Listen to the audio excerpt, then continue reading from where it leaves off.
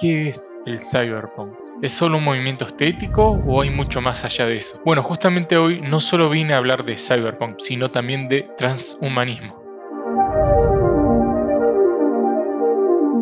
En principio no, las palabras tienen significados diferentes. Cyberpunk hace alusión a una subcultura, esta es futurista por así decirla, y suele tener un par de características clásicas en la misma. Historias generalmente de noche, estilo noir, protagonizadas por detectives, ex policías, agentes o robots en algunos casos. Todas tienen un hilo común que son las distopías. Y acá un pequeño disclaimer, una distopía o antiutopía es una sociedad ficticia indeseable en sí misma. El término procede del griego dis y topos, lugar, y es traducido como mal lugar. Fue creado como antónimo directo de utopía, término que a su vez fue acuñado por Santo Tomás Moro y figura como el título de su obra más conocida, publicada en 1516, donde describe un modelo para una sociedad ideal con niveles mínimos de crimen, violencia y pobreza, claramente haciendo alusión a la utopía. Volviendo a las distopías, se puede decir que a menudo se caracterizan por la deshumanización, los gobiernos tiránicos, los desastres ambientales y otras características asociadas con un declive cataclísmico en la sociedad. Deshumanización. Podríamos decir que deshumanizar es el aplastamiento de la dignidad humana. Algunas de las formas de deshumanización son más sencillas y se logran de forma masiva y hasta con el aval de las masas, demostrando que la democracia no funciona. Una de las premisas de esto sería convertir al humano en una herramienta. Un ejemplo claro es cuando tenemos una taza, pero esta se rompe o daña. Veremos en qué estado está, no porque nos interese la taza, sino que nos preocupa que siga cumpliendo su función. Eso mismo podríamos aplicarlo a los humanos deshumanizados, convertirlos en herramientas que tengan una vida útil y que en ese proceso realicen todas las tareas que creamos necesarias o que podamos aprovechar al máximo su uso. Los primeros atisbos de preocupación que vimos en empleados vino de parte de empresarios y estatales en países más desarrollados, donde se buscaba la mejora de la salud de los hombres por temor a que sean menos productivos. En otras palabras, solo importaba su capacidad para producir. Esto se llama instrumentalizar. No se habla de humanos, sino de objetos. Yendo por los mismos derroteros, la autodestrucción es un fenómeno de estos tiempos. La glorificación de tener más de un trabajo,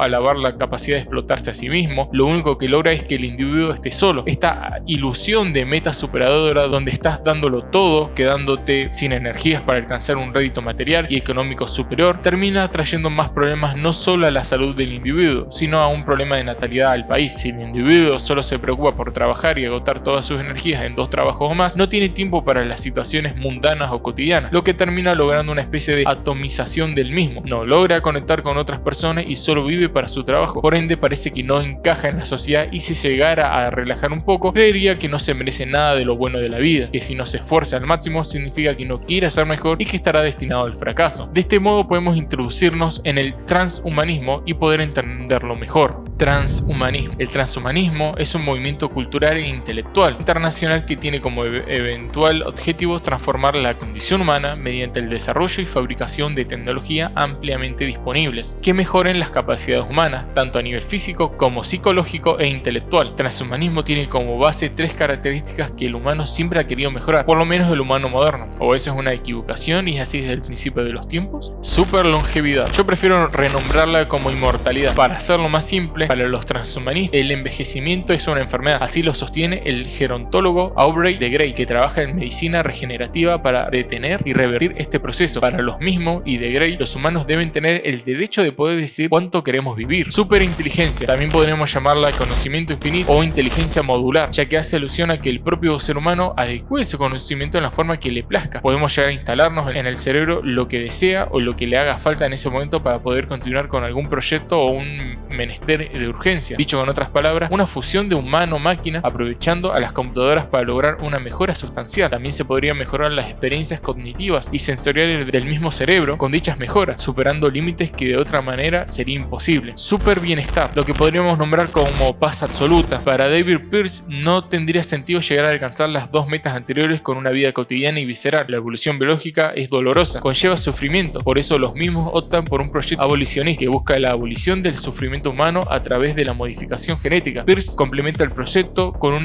imperativo hedonista para decir que podemos y debemos vivir como Fausto, el protagonista de la leyenda germánica que vende su alma al diablo a cambio de conocimiento y placer ilimitado, pero sin ninguna consecuencia. Todo esto puede sonar increíble, pero en la vida todo tiene un costo. Para convertirnos en superhumanos, primero tenemos que dejar de ser humanos. Las intervenciones tecnológicas propuestas en estos 3 puntos no es que pueden, sino que van a lograr cambiar nuestras condiciones y naturaleza humana de manera radical, irreversible y permanente. Para los transhumanistas ese costo lo pagarán sin duda. Apelan al uso y aplicación de tecnologías convergentes para poder llegar a alcanzar todas sus metas y poder imponerlas en el mundo o agenda global. Puede sonar un poco conspiranoico todo lo que he dicho acá, pero es solamente el principio. Esta parte, un poco de explicación, es para poder adentrarnos en lo que va del video. Ya que este es un canal de videojuegos y demás, yo quería poder dar ejemplos de 3 videojuegos donde podemos ver estas características. Para algo se las expliqué desde el principio, sobre el transhumanismo, la deshumanización y qué es el cyberpunk. Justamente los 3 juegos que elegí son de temática cyberpunk, en primera persona y obviamente futuristas. Observer es un juego perfecto para poder hablar en este video sobre los temas que estamos tocando. Es mucha presión ser el primer juego con el que empecemos a la raíz de la idea que quiero dejar, pero puede sobreponerse a cualquier problema. En este juego podemos ver cada faceta del deshumanismo y transhumanismo sin problemas mostrando en su gameplay. Y en las primeras horas del juego podemos ver una especie de departamentos que dan bastante miedo y donde sus inquilinos están encerrados a la llegada de nuestro protagonista. Vemos individuos atomizados que apenas nos saludan o no quieren tener ninguna clase de interacción con nosotros o otros seres humanos. Además que la sociedad en este mundo le tiene un miedo bastante grande a las fuerzas de autoridad. Lo bueno de este juego son sus características. Es en primera persona, somos un detective que está investigando la reaparición de nuestro hijo o alguien que se está haciendo pasar por él. Nos adentramos en un mundo oscuro, sucio, una sociedad fragmentada entre sí, donde podemos llegar a tener un encargado del lugar que es una especie de cyborg o un humano con bastantes partes robóticas, pero que casi no se nota vida en sus ojos o atisbo de humanidad, solo un cascarón vacío donde antes había una vida. Llegamos a interactuar, entre comillas, bastante en el juego, en las partes de los departamentos a través de las puertas de los hogares, por así decirlo, de cada persona. En eso vamos a ir viendo algunas características de la vida de estas personas. Mientras buscamos pistas, vemos un poco de todo, desde bajeza humana hasta un individualismo alarmante, valores morales que brillan por su ausencia y un largo etcétera. Creo que lo mejor que vi en Observer es su surrealismo, algo no tan común y que mientras nos íbamos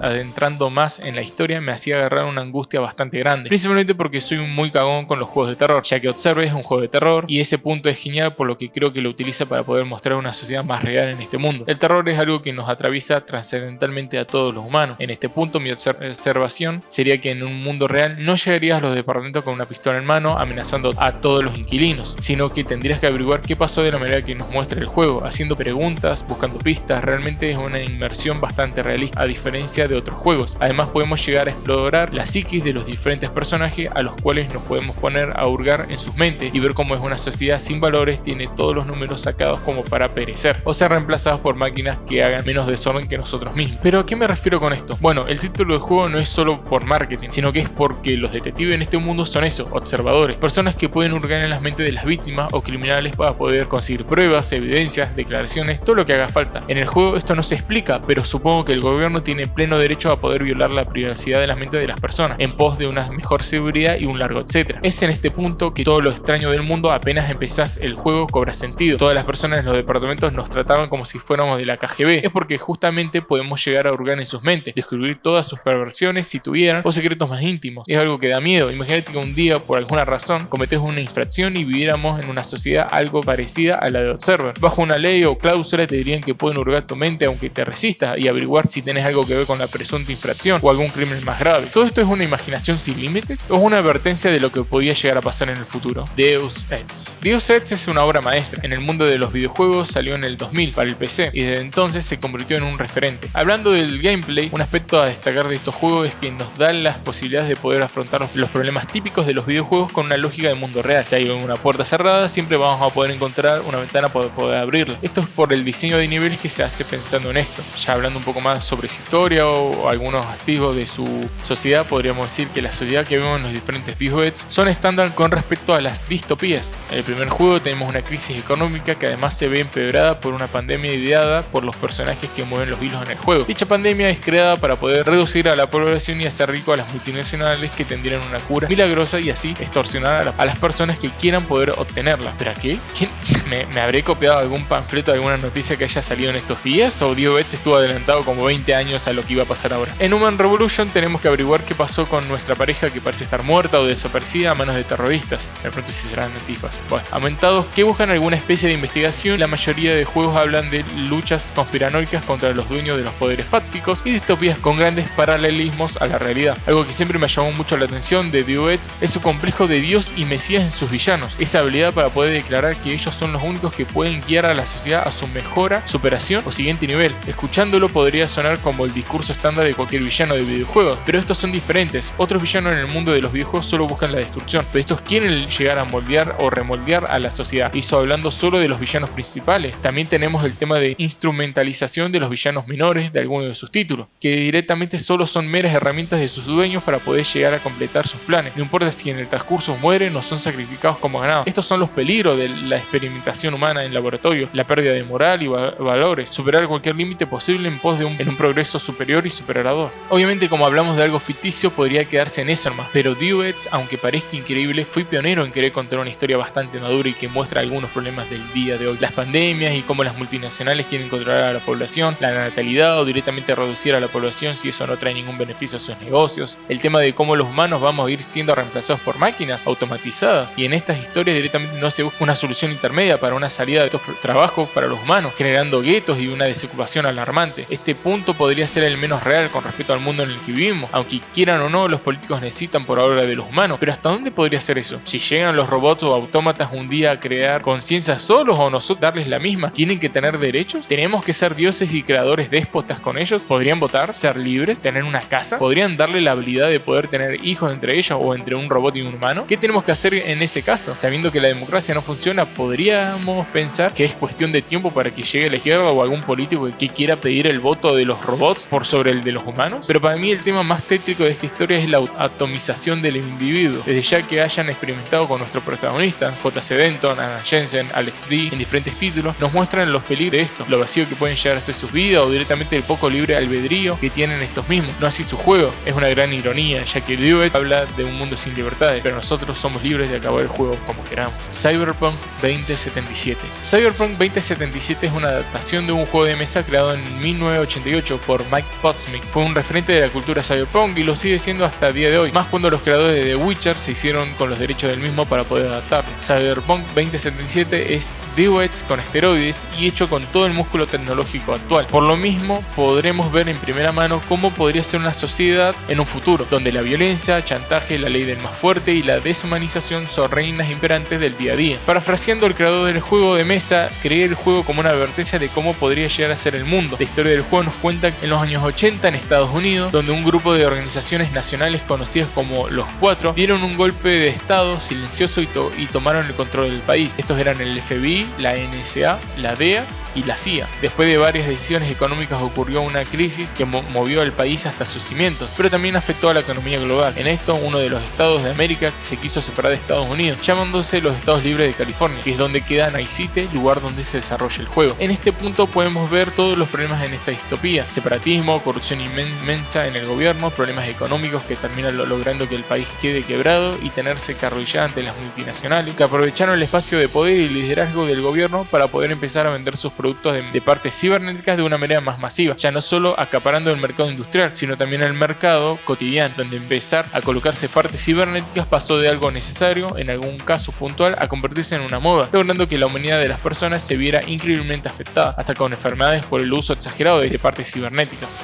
El vacío de poder también causó guerras mundiales entre las multinacionales, causando centenares de muertos y logrando crear un mercado de mercenarios dispuestos a todo a falta de la economía sostenible en Estados Unidos. Y el valor es claro: la pérdida de la humanidad, la instrumentalización, la pérdida de la fe en la gran mayoría de la población, muestras de lo que puede llegar a ocurrir en un futuro no muy distante. Igual siempre hay esperanza. Obviamente eso hablando desde la historia del juego. Johnny Silverhand se convirtió en un activista y una resistencia ante las multinacionales. Su novia Al Cunningham fue secuestrada y asesinada por Arasaka, multinacional tecnológica. Pero se cree que Al logró dar con una tecnología que logra dar vida eterna a quien la consiga. Ese va a ser uno de los objetivos del juego y por lo que parece Johnny, que se creía muerto, sigue con vida gracias a la tecnología teología de Alt. En esta parte podemos llegar a encontrar un poco de todo, el tema teológico de la vida eterna, si seguimos siendo nosotros aunque vivamos en el ciberespacio, somos hombres aunque no tengamos cuerpo, existimos realmente, el alma existe, y de existir un alma sola puede llegar a significar al completo de nuestro ser y valemos lo mismo, porque podríamos considerar a Johnny como un programa más que nada. ¿Quién pone en tela de valor estos temas? ¿Cómo sabemos que nosotros que algo,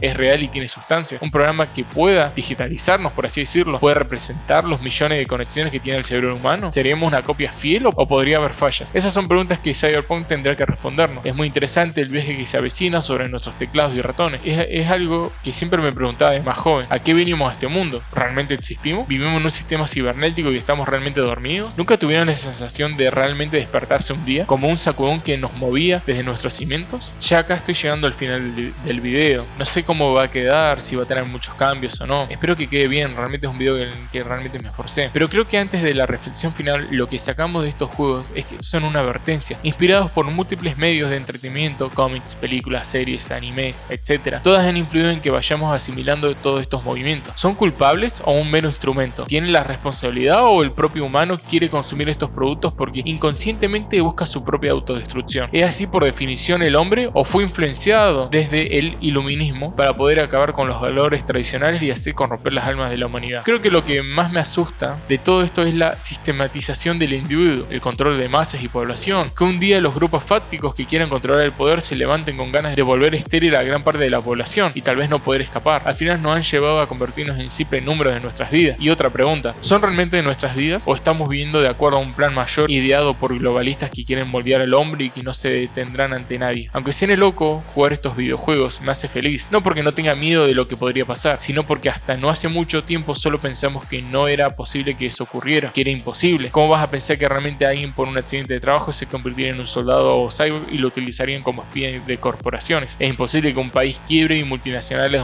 o en su defecto entidades mundiales o gubernamentales quieran hacerse con un país o controlarlo, moldar sus leyes y a su población. Que la vulgaridad, el mal gusto, la pérdida de la fe, el degeneramiento, la perversión extrema eran posibles siquiera, que hubiera la posibilidad de que alguien se adentre en tu mente y descifre todos tus secretos. O puede ser que un día el humano se dé cuenta que tiene que madurar, que de alguna manera, país por país, las poblaciones de esos países recuerden sus valores, sus propios valores, que no somos todos iguales, que está bien y que no hay que ceder en un metro ante estas imposiciones globalistas, mundiales y demás. Tal vez cuando recuperemos nuestros valores, nuestras tradiciones, tal vez ahí sí podamos hacerle frente a estos poderes fácticos. El Lion del futuro vino acá para poder comentarles algo. Ahora sí, final.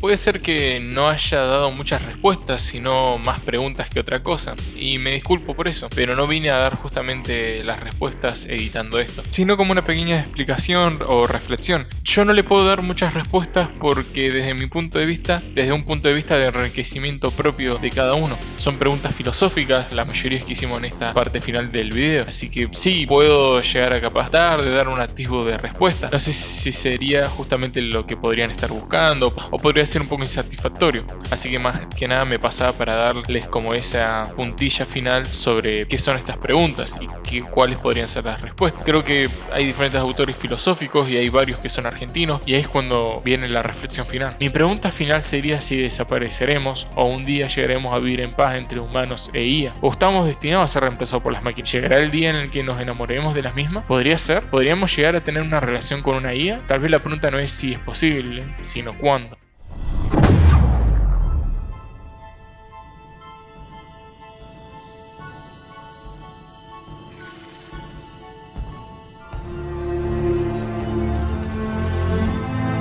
I chose you because you were special.